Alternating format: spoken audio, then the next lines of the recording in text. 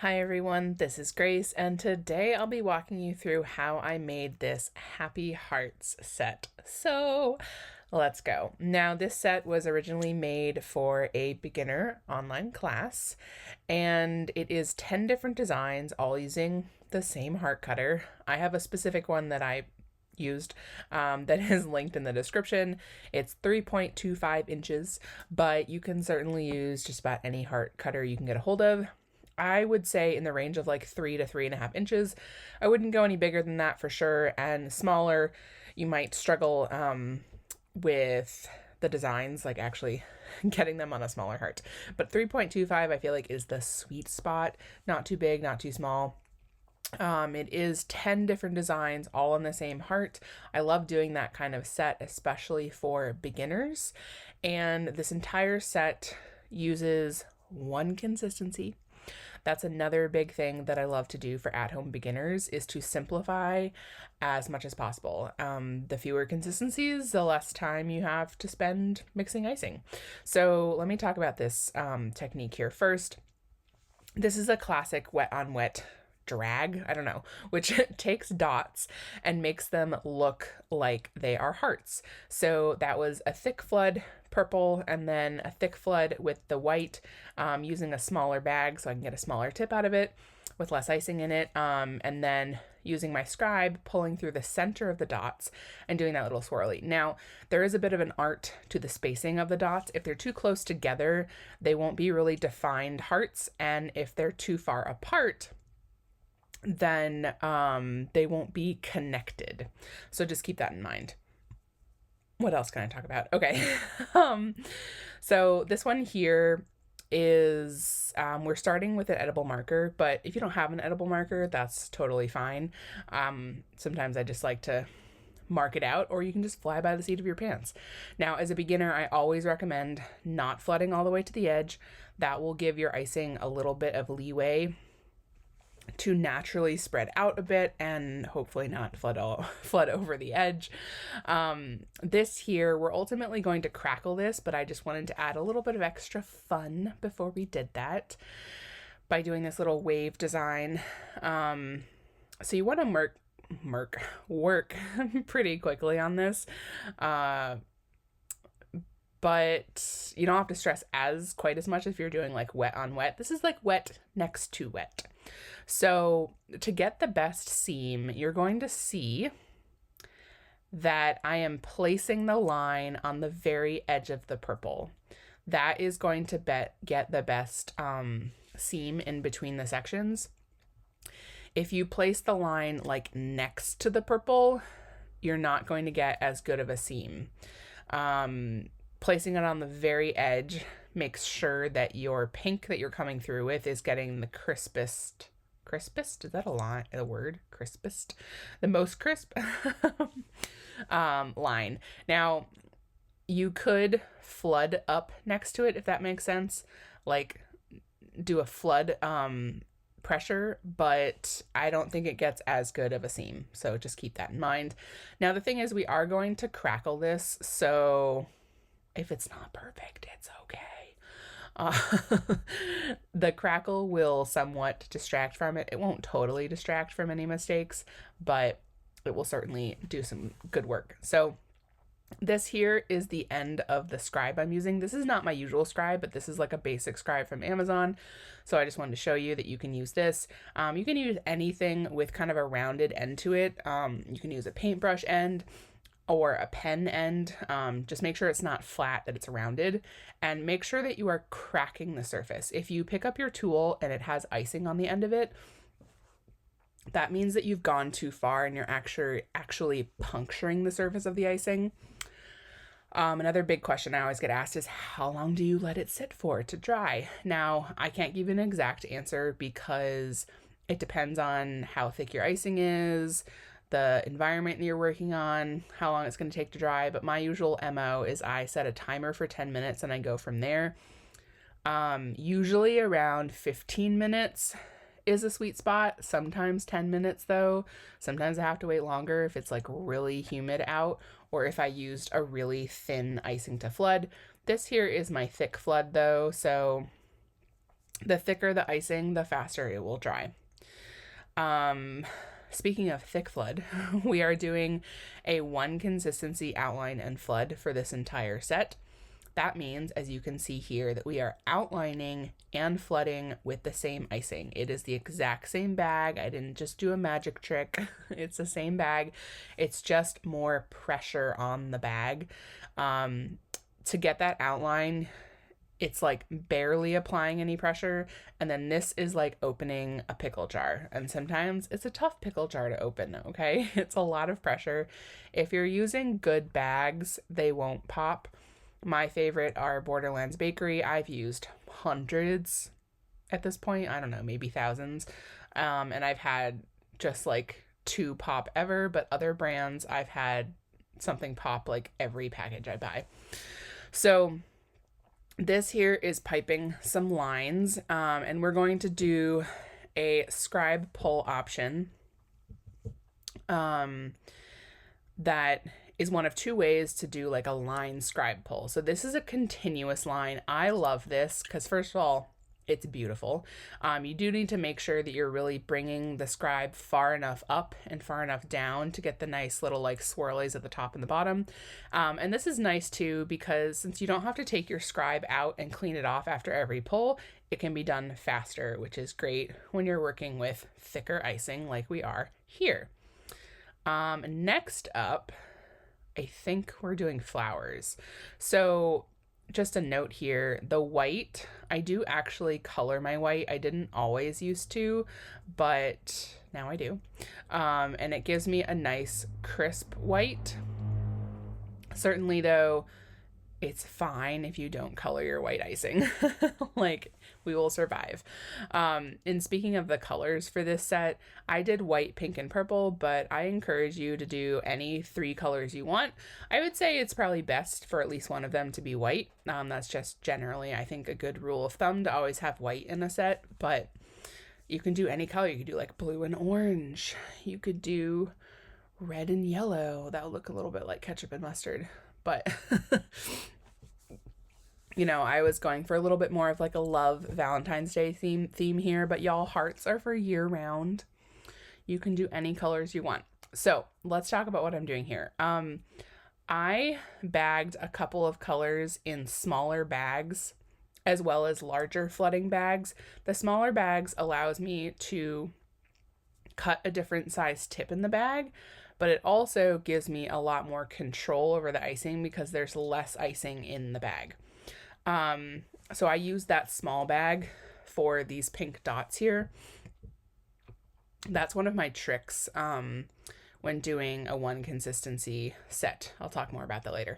Okay, I just want to talk about what I'm doing here. I'm pulling from the dots from the center inward, okay? You want to make sure you're pulling enough of the dot here. I was just trying to fix the shape of my flower because it was a little wonky. Oh well. And then we're going to add just a purple dot. Again, this is the small bag. Adding the small bag, little dot in the center, working quickly because wet on wet. Want to make sure that the icing is still wet so it settles. And there we go. Now, since this is a beginner class, I only did, what did I do? 6 flowers there. You could do more for it to be more challenging. You could do fewer to make it easier. Up to you. The colors that I used for this set are actually, I used the Chef Master Violet and the Chef Master Baker's Rose, which I did test and are like the exact same as the Wilton Violet and the Wilton Rose. And I wanted to keep the colors pretty pure to how they come out of the bottle. So, but since I am who I am, I added just a tiny bit of each color, like a pea-sized amount of the purple to the pink, and then the pink to the purple, which just kind of gives it the same undertone and kind of makes them more cohesive. It did mute the pink a little bit, which I'm totally fine with. So let's talk about what we're doing here, which is the leopard print. I love leopard print. I think it's so much easier than polka dots because it's so much more forgiving. It's a bunch of blobs instead of uniform dots. which is a lot easier to do. So this is like a decent number of blobs. More blobs makes it harder. Fewer blobs makes it easier. And then you go in usually with your lighter color, your lightest color. Oh no, that's a lie. Your highest contrast color. So if it's your lightest or your darkest for these little like things that go sometimes halfway around, sometimes you do two. Do you understand what I'm talking about? I feel like that was like code. Anyway, I love the leopard. I put it on everything. It's so forgiving. Again, it's just a bunch of like inconsistent blobs. I'm trying to remember what this one is.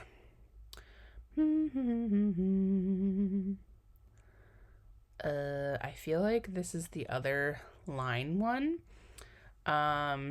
You can see here how important the scribe is. So normally I do just stab the cookie and jiggle it, but I don't know why I didn't want to when I filmed this set. I don't know. Sometimes when I stab it and jiggle it, it like moves the cookie too much outside of the frame, which is annoying, but anyway. All right, so this is the like more standard line option. Another classic wet on wet. So you could totally just pipe these lines and then leave it as is, but that's not what we're doing today. So I'm pulling, I always go one way first and then the other way, like one direction. So you can see off camera, I'm cleaning off my scribe after every pull. That's really important with this kind of technique so that you get that nice clean pull at the beginning of the line. If not, you'll get a little bit of like colored icing in your white, which is not good. So again, I like to do one way first and then I split the difference. I eyeball the distance for each of the next lines. And make sure you start that pull before the line so you get that nice like pull down, if that makes any sense. I'm like pointing at the screen, but you can't see me pointing at the screen. Oh well. And there we go. The more lines you do, like the more complex it'll look and the harder it will be. You can do fewer lines to make it easier. What's up next? You can see I have some white icing crusted on my bag. Whoopsie. So the one, I guess, downside to doing a one consistency outline and flood is that it is a bit harder to make because there's a smaller window of kind of what's acceptable for this flood. I mean, I've certainly done a one consistency outline and flood with like a really thin flood, but you have to really know what you're doing to make sure it doesn't flood over the edge. So I lost my train of thought. What was I saying? Yeah, that's the one downside, but it's less icing. Oh, right. Because, if you're doing a two consistency outline and flood, you just need basically like any piping consistency and then any flood consistency and you're good to go. Okay, this is another way to do kind of flowers, kind of tropical flowers. So you're starting with that circle and then you're pulling from the outside in. I always like to pull. You can see that that first pull is always where the circle starts and ends because that's usually pretty messy. And if you do the pull through there, look at that. Whoop! No one needs to know. I am cleaning off my scribe after every pull again. So again, since this is beginner, I only did 3 flowers because since you have to pull the scribe or clean the scribe after every pull, it does take a bit longer. So this is just, you know, easier. And then I added some dots, but you could do more flowers. I guess you could also add a center dot to the flower. I don't know. I guess I didn't want to do that because I did that on the other flower design. And I'm only using 3 colors. That's another thing about my beginner sets. I really try to use as few colors as possible. And you can see how much can be done with just 3 colors, 1 shape, 10 different designs. They're all very different.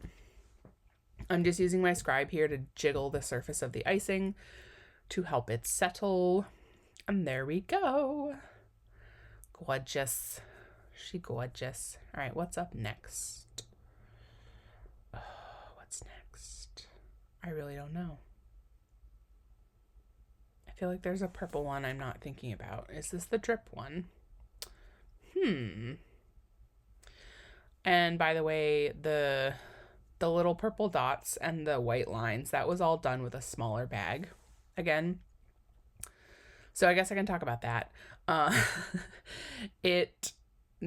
So to bag the icing, since we're using tipless bags and you cut the tip of the bag, to get around, like to have a little more control and versatility with just one consistency, I like to do a second smaller bag with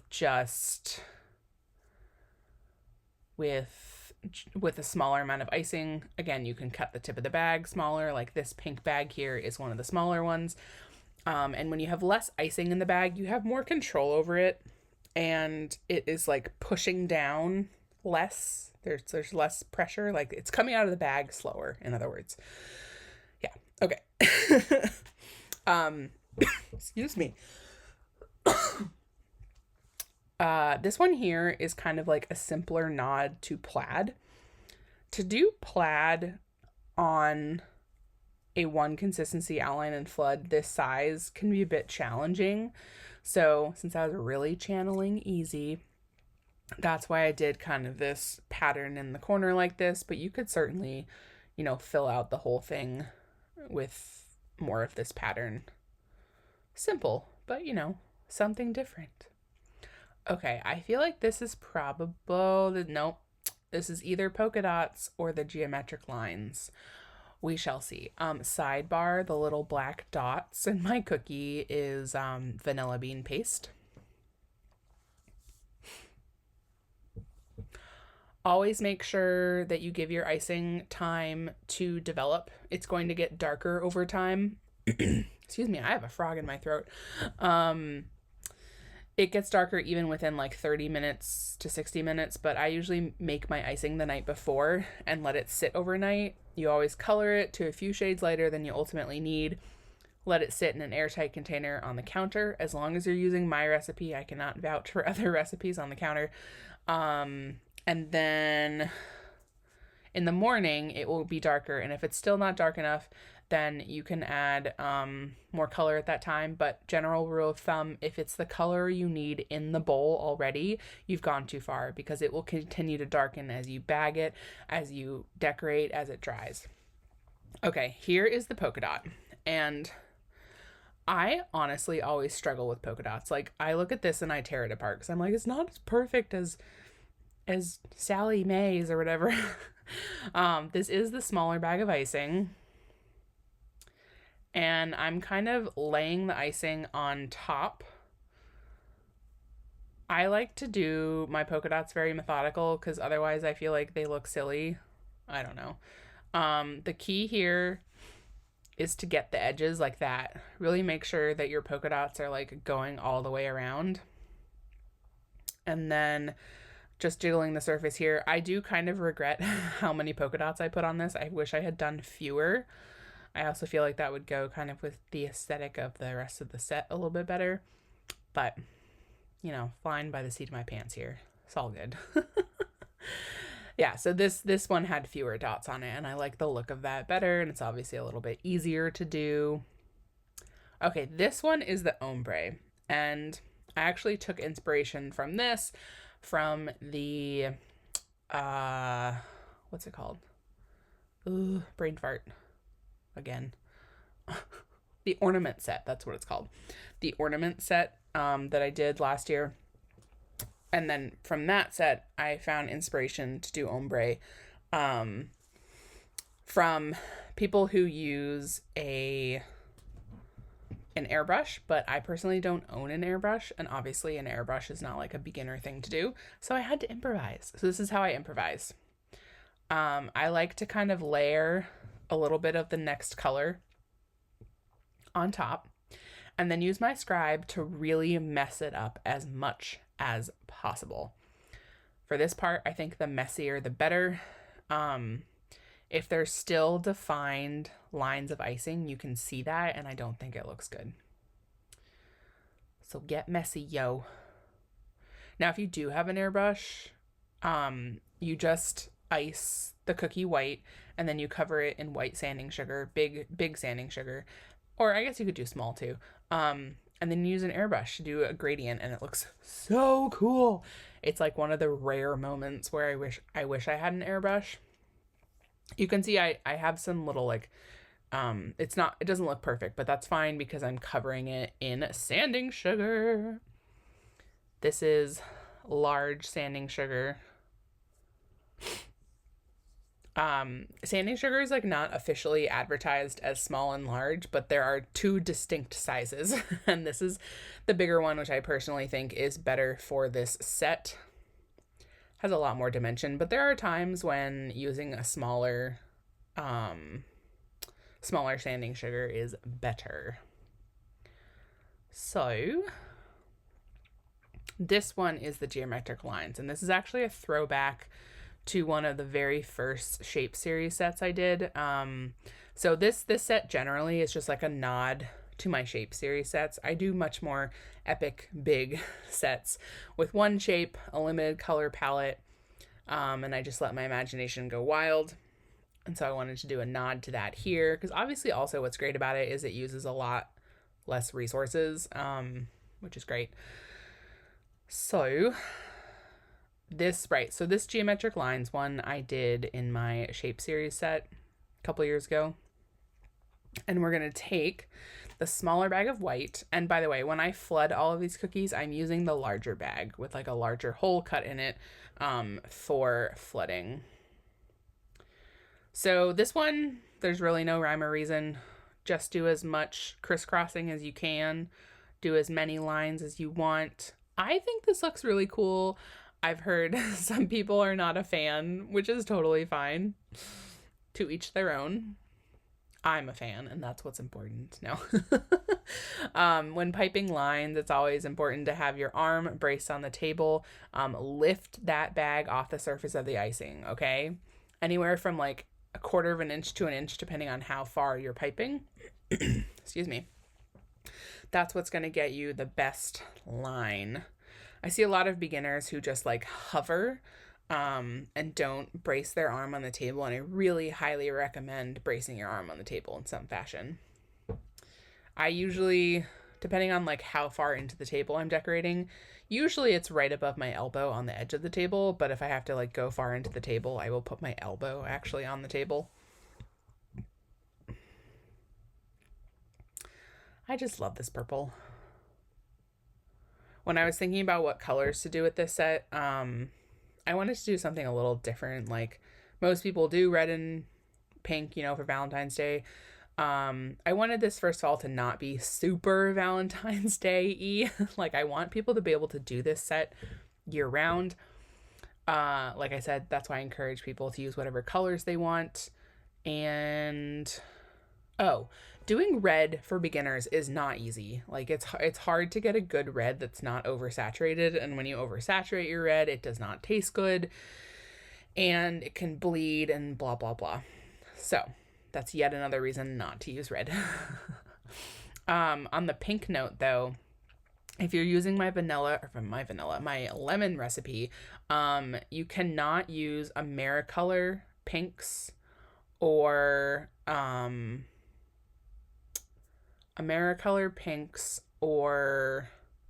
the Sugar Art Master Elites. Because of the high acidity in the lemon juice, it does not support all pinks. So I like Chef Master and Wilton. And then here I'm just doing this drip. I believe I used the flood for this, the flood tip, but you can use the smaller one too. And then since I already had the sanding sugar for the ombre, I thought I would sprinkle that on here. But if you have other sprinkles on hand, use those. Get creative, get cute. I just didn't want to require people to use other sprinkles. And so that's the last of the set. Thank you for coming along with me. I really hope you try these at home. you know, check the description to see if the class is still on sale. It's a great class, by the way. It's a 2-hour video and a 64-page workbook. So there's so much more that goes into prepping for my classes. But as always, thank you for joining me. Hope you learned a thing or two, and I hope you try this at home. Have a sweet one.